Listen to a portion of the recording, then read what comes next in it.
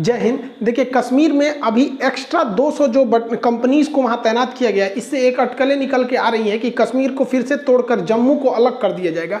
आखिर इसके पीछे क्या है, इसको हम लोग समझते हैं। देखिए, ये बात हकीकत है कि भारत सरकार अभी 200 एक्स्ट्रा कंपनियों को, जो हमारे फोर्सेज हैं, इनको भेजा गया है। एक कंपनी में अमूमन 100 जवान रहते हैं सब यहाँ पर, तो 200 कंपनियों को भेजा गया है वहाँ पर। तो 200 कंपनी मतलब मोटा मोटी आप समझिए यहाँ पे 20,000 एक्स्ट्रा जवान को भेजा गया है।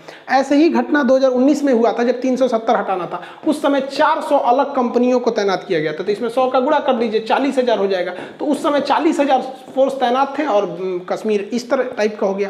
तो अब कुछ लोग का कहना है कि ऐसे ही कुछ होने वाला है। हालांकि ये एक र्यूमर है, अब सरकार इसमें सफाई दे रही है। देखिए, सरकार के भी हाथ बंधे होते हैं, इनको हर अपना प्लान खुल के नहीं बोल सकते कि हमको क्या करना है। इनको राष्ट्रीय सुरक्षा भी देखना है और देश के अंदर भी देखना है। तो इन लोगों का कहना है कि ये जो फोर्स थे, ये अलग अलग राज्यों में चुनाव में थे, जैसे बंगाल के चुनाव में ये वहां से लौटे, ऐसा नहीं है। देखिए, अगर ये बंगाल चुनाव में वहां रहते तो इतना वायलेंस भी जो था वहां पे नहीं हुआ रहता। तो गवर्नमेंट को कंसर्न क्या है कि देखिए, जो इस साइड वाला पीओके वाला एरिया है, जो पाकिस्तान ने ऑक्युपाई किया है, वहां पे वो इलेक्शन कराना चाहता है। तो वहां इलेक्शन की वजह से पाकिस्तान ने ऑलरेडी इधर फोर्स डिप्लॉयड करके रखा है, और आतंकवादियों का तो वो पूरा वहां पर हेड ऑफिस है, वहां पे मुजफ्फराबाद वगैरह। तो यहाँ पर ये है। इस साइड में चाइना, जो अक्साई चीन है, गलवान घाटी पिछले साल जून, याद है आपको, इसी साल घटना हुआ था। तो इधर से ये है और इधर दोनों मिलकर युद्धाभ्यास कर रहा है सब वहां पर। तो यहाँ पर जो हमारे फौजी हैं, इनका मनोबल न टूटे बल्कि मनोबल और बढ़े, इसलिए एक्स्ट्रा फौज को भेजा गया। अब ये लोग खुल के थोड़े बोलेंगे कि भैया हम उनका मनोबल बढ़ाने के लिए करें। इनके पास अपनी एक लिमिटेशन होती है, एक प्रोटोकॉल्स के तहत ये लोग बंधे होते हैं। अब चाइना को काउंटर करने के लिए देखिए, यहाँ पे जो वेस्टर्न डेडिकेटेड फ्रेट कॉरिडोर बनाया गया है, जो यहाँ से जाते हैं, ये केवल मालगाड़ियों के लिए वो जो ट्रेन बनाई गई है, उस ट्रेन पर कंप्लीटली मिलिट्री ट्रेन को चलाकर पूरी तरह से ट्रायल किया गया। अब ये पूरी ट्रेन चाइना के स्वागत के लिए, यहाँ पर देख रहे हैं ये सारा जो सामान है, वहाँ उनकी आरती उतारने के लिए जितने सामान जा रहे हैं मिलिट्री के, यहाँ से भेजे गए हैं, ताकि दिखाया जा रहा है कि भैया हमारी ट्रांसपोर्टेशन उधर बहुत बेहतरीन ढंग से हम वहाँ आराम से पहुँच सकते हैं। एक्चुअली चाइना ने क्या किया, अभी एक तो अमेरिका का जो B-52 बॉम्बर है, उसका कॉपी करके उसने एक S-20 बॉम्बर बना दिया यहाँ पर, और ये काफ़ी खतरनाक है, स्टील्थ बॉम्बर है, ये जल्दी रडार में आएगा नहीं, और इसका रेंज 600 किलोमीटर है। और जो हम लोग लेटेस्ट S-400 मिसाइल खरीद के ला रहे हैं, तो उसका रेंज 400 किलोमीटर है। तो ये उससे भी दूर खड़ा होकर, क्योंकि इसका रेंज 600 किलोमीटर है, तो वहाँ से मार देगा, और ये पहले तो रडार में पकड़ में नहीं आएगा, और S-400 का रडार बहुत एडवांस है, तो पकड़ भी लेगा तो उसका रेंज 600। तो ये भारत के लिए कंसर्न का विषय है, क्योंकि हम लोग थोड़ा टेक्नोलॉजी में चाइना से बहुत पिछड़ते जा रहे हैं डिफेंस वगैरह को लेकर यहाँ पर। और ये दोनों लोग मिलकर यहाँ पर जो वहाँ युद्धाभ्यास कर रहे थे, इसलिए वहाँ पर सेना को बढ़ाना काफ़ी ज़्यादा जरूरी था वहाँ पर। अब देखिए, कुछ लोग का कहना है कि जम्मू को अलग कर दे के लिए, तो इसका एक तो डेमोग्राफी समझिए। ये वाला बेसिकली जो एरिया है, ये रेड वाला जो कर दिए, ये एरिया आता है कश्मीर का, और नीचे का ये एरिया आता है जम्मू, और ये बेसिकली लद्दाख था। तो इतना बड़ा लद्दाख वगैरह को दोबारा इसे रिकंस्ट्रक्ट करके बनाया गया था।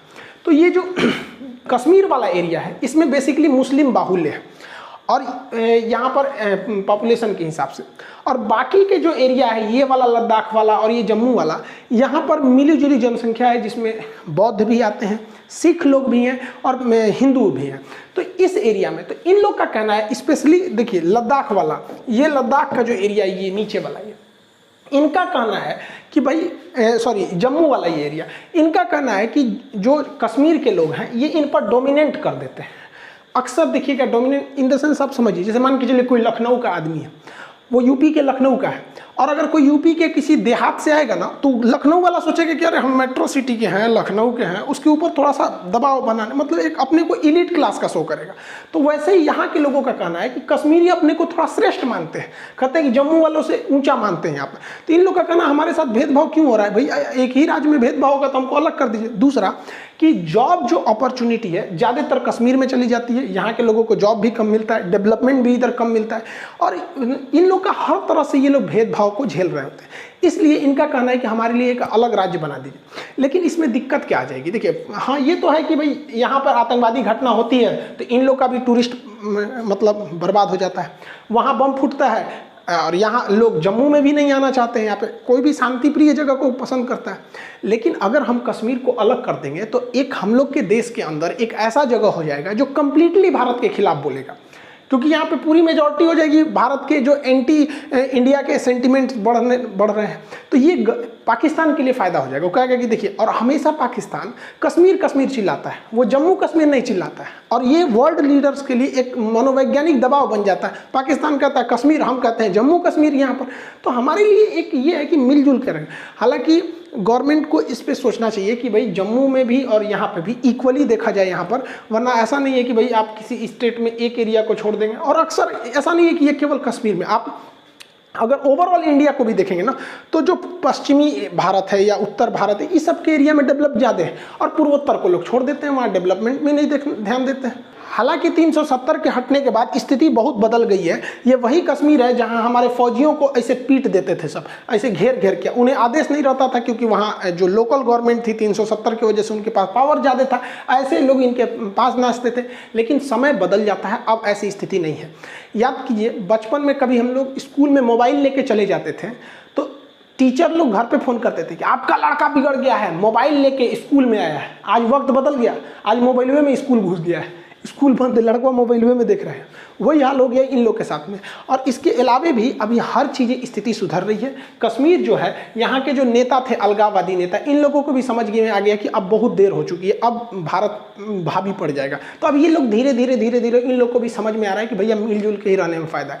और गवर्नमेंट जो है वो दूर तक को सोचते हुए, जैसे चिनाब ब्रिज हो गया, इंफ्रास्ट्रक्चर को, रेलवे कनेक्टिविटी। एक्चुअली कश्मीर के साथ एक ये भी तो समस्या है, ससुरा कनेक्टिविटी इतना खराब है, वहाँ पर मौसम खराब हो जाता है, ये वो, जिस वजह से वहाँ पर टूरिस्ट भी नहीं पहुँच पाते हैं टाइम से, बिजनेस भी नहीं हो पाता है, या पुलिस फोर्स वगैरह या आर्मी को डिप्लॉय करने में भी ज़्यादा टाइम लग जाता है।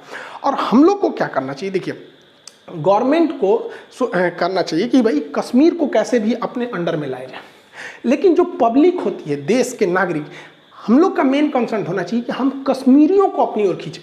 दो चीज़ें होना चाहिए। देखिए, पाकिस्तान हावी क्यों हुआ? पाकिस्तान कश्मीर को नहीं खींच पाया है, लेकिन कश्मीरियों को अपनी ओर थोड़ा सा लुभा लिया है। तो गवर्नमेंट को क्या सोचना चाहिए कि भाई पूरा फुल कंसर्न, क्योंकि गवर्नमेंट के पास पूरा मशीनरी है, पैसा है, एडमिनिस्ट्रेशन है, तो आप हर चीज़ लगाओ कि कश्मीर को किस तरह से अपने अंडर लाया जाए, चाहे वो आर्मी ले जाना हो, आतंकवाद को काउंटर करना हो, इस सब से। और हम लोगों को, देश के अंदर जो लोग हैं, उन्हें एक सद्भाव के तौर पर कश्मीरियों को दिल जीतना चाहिए। अगर आप यकीन मानिए, अगर कश्मीरी हमारे साथ आ गए ना, तो फिर पाकिस्तान का दाल ही नहीं गिरेगा। तो इसके लिए बहुत सारा हो सकता है कि जैसे हर स्टेट एक मतलब कोऑर्डिनेशन बना के रखे कश्मीर के साथ, जैसे कैसे एक कॉमनवेल्थ गेम होता है और ओलंपिक होता है, उस तरह से एक इंडिया के इंटरनल भी बहुत बढ़िया प्रोग्राम किया जाए, उसमें मेन कंसर्न रखा जाए कि नहीं कश्मीर के लोग भी भाग ले, और इस तरह मतलब उनको आपस में जोड़ के रखा जाए। हर महीने कभी मान के चलिए गुजरात कश्मीर का हो रहा है, तो वहाँ के स्टूडेंट वहाँ जाएँ, वहाँ के स्टूडेंट यहाँ आए, आपस में डिबेट करें। इससे धीरे धीरे धीरे धीरे घुल मिल जाएंगे। और एक लंबा 15-20 साल का प्लान लेके चलना पड़ेगा। ऐसा नहीं है कि कश्मीर आप सोचेंगे कि नहीं ये 2 साल में नॉर्मल हो जाएगा, नहीं, इसके लिए एक लंबा प्रोग्राम लेना पड़ेगा। और हमेशा याद रखना चाहिए कि अगर कश्मीरी हमारे साथ आ गए ना, तो फिर कश्मीर को कोई नहीं छीन सकता, डिस्टर्बेंस ही खत्म हो जाएगा वहाँ पे। और कुछ स्टेटमेंट भी जो थोड़ा नेता होता लोग दे देते हैं, इससे लॉन्ग टाइम बहुत घाटा हो जाता है। क्योंकि देखिए, अगर कुछ लोग होते हैं जिनमें एजुकेशन ज़्यादा नहीं है ना, तो किसी भी बात को पकड़ के वो लाइफ टाइम के लिए बुरा मान जाते हैं। तो स्टेटमेंट को भी हमें कश्मीर के बारे में थोड़ा सोच समझ के देखना चाहिए कि अक्सर जब 370 हटा था तो बहुत सारे उल्टा सीधा मजाक किए जा रहे थे। इस सबसे थोड़ा सा सेंटिमेंट भड़कता है, और इसी का फ़ायदा उठा लेता है पाकिस्तान। कहता है कि देखो तुम्हारे बारे में इंडिया के लोग क्या सोचते हैं। भैया, हमारा जैसे बाकी राज्य है वैसे वो भी है, धीरे धीरे अब पटरी पर वो भी आ रहे हैं। इन लोग का अलगे रोना है। ये कह रहे हैं कि भारत ने 370 हटा कर इलीगल कर दिया, तुम्हारा अधिकार ही नहीं है। सोच रहे तो तुम्हारा अधिकार है यहाँ पर। बलूचिस्तान पे हेलीकॉप्टर से गोली चलवाते हैं लोग, तो ये ठीक है। वहाँ के अहमदिया मुसलमानों को दिन दहाड़े मरवा दो, सही है भाई। हमारे कश्मीर को छोड़िए, हमने तो 370 हटा दिया, आपको टेलर दिखा दिए, ये सब आने वाला है। आप इसको बचाइए, ये बलूचिस्तान में मत निकल जाए आपके साथ, बड़ी खतरनाक स्थिति होने वाला है। इनको ये लोग हमेशा उल्टा सीधा धमकी देता है। परमाणु बम है हमारे पास, मार देंगे, तबाह कर देंगे, रेडी है, मार के चल जाएंगे आप। अरे भाई साहब, इन लोग को समझ में नहीं आता है, परमाणु बम मारना खिलवाड़ बात है। यहाँ से पूरा आधार कार्ड में एगो नाम सुधरवाने में 15 दिन लग जाता है, अहीं ऐसे कहता है परमाणु बम तुरंत मार देंगे। अरे भाई, आपको बताया भी है सब कि नहीं, आपकी आर्मी वाले सब, कि परमाणु बम जो होता है इस तरह से एक जगह नहीं रखा रहता है, इसको कई पार्ट में रखा जाता है। कुछ टुकड़ा वहाँ है, कुछ यहाँ, पता चला एक के जगह रखा, उसमें कुछ इधर उधर हुआ, वही उड़ गया यहाँ पे। ऐसे थोड़ी रखा जाता है, उसको आपस में जोड़ ओड़ के रेडी टू वार वार करने के लिए 3-4 दिन ऐसे ही लग जाता, ऐसे धमकी देता, कहता हमारे पास भारत से ज़्यादा परमाणु बम। भाई साहब एक दूसरे को समझाइयो, ठीक है, हमरा ना।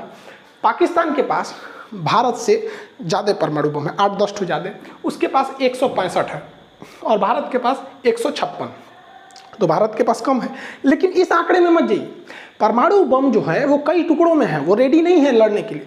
पाकिस्तान के केवल 18 ऐसे, मतलब अब जो सूचनाएं लीक होती हैं उन्हीं से पता चलता है कि 18 ऐसे परमाणु बम हैं जो रेडी टू फाइट है, मतलब वो रेडी है लड़ने के लिए। और भारत के पास 42 ऐसे परमाणु बम हैं जो मतलब रेडी टू फाइट पोजीशन पे है वहाँ पर। तो भैया तोरा हाई 65 कौन चीज़ देख रहा है, देखो इधर इधर इधर, ये 65 आपके काम का नहीं है चाचा, इधर देखो 18 है काम लायक है, इधर 42 है।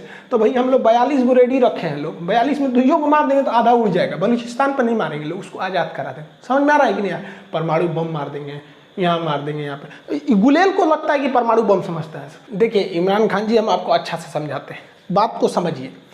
पत्थर पीस कर कभी मैदा नहीं हुआ और हमसे कश्मीर छीन ले ऐसा कोई पैदा नहीं हुआ। आपको कौन समझा रहा है वहाँ पर, जी भाला इन लोग का। अब देखिए हम कहते हैं कि इन लोग पे ज़्यादा वैल्यू नहीं देना चाहिए। इंडियन आर्मी है वो चाइना को संभाल लेगी, इंडियन आर्मी चाइना को संभालने के लिए है, और खान साहब को संभालने के लिए हम ही बहुत हैं, क्यों है कि नहीं। खैर कोई बात नहीं, एक शायरी सुनिए। तुम चलाते रह गए पत्थर, मतलब तुम चलाते रह गए पत्थर और हमने हटा दिया 370। आई होप आप समझे होंगे। ये लोग को समझ में नहीं आता है, इनको कश्मीर चाहिए, खैर चाहने दीजिए, इनको कश्मीर मिलेंगे, ये लोग नहीं मिलेगा, ठीक है। आई होप आप ये सब चीज़ों को समझे होंगे। ऐसा कश्मीर में कोई अलग स्टेट होने वाला नहीं है, ये ऐसे अफवाह उड़ा दिया जाता है जैसे 2000 के नोट में चिप था। अगर गवर्नमेंट को अलग ही करना था जम्मू को तो उसी वक्त अलग कर देती। हाँ थोड़ी सी जम्मू में सुधार की ज़रूरत है, उन लोग को भी इक्वल राइट्स मिलने चाहिए क्योंकि सबको भाई बराबर है, एटलीस्ट अब तो है, लेकिन धीरे धीरे भी वो चीज़ें हो रही हैं। एक अचानक किसी स्टेट लेवल पे चेंजिंग दिखता नहीं है, लेकिन हाँ गवर्नमेंट उसके प्रोग्रेस में लगी रहती है। आई होप आप इसे समझे होंगे। और आप लोग को बहुत इंतजार करना पड़ा, अब वीडियोज़ भी अब कंटिन्यू आते रहेंगे। मिलेंगे नेक्स्ट क्लास में। जय हिंद।